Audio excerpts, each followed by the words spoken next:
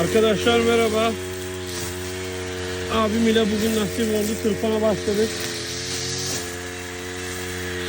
Yaklaşık 2,5 aydır, 3 aydır yağmur yağmadığı için bu sene ilk defa böyle tozlu dumanlı bir tırpan yapıyoruz. Daha öncesi böyle bir zorluk yaşamamıştık.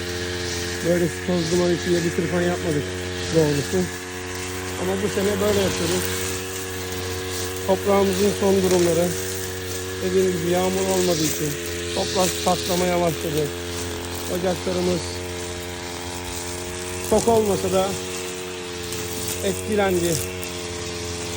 Fındıklarda zayiat var. Rabbim hayırlı bir yağmur nasip etsin inşallah. Evet arkadaş, zoru başardı. 2 çuval sardı.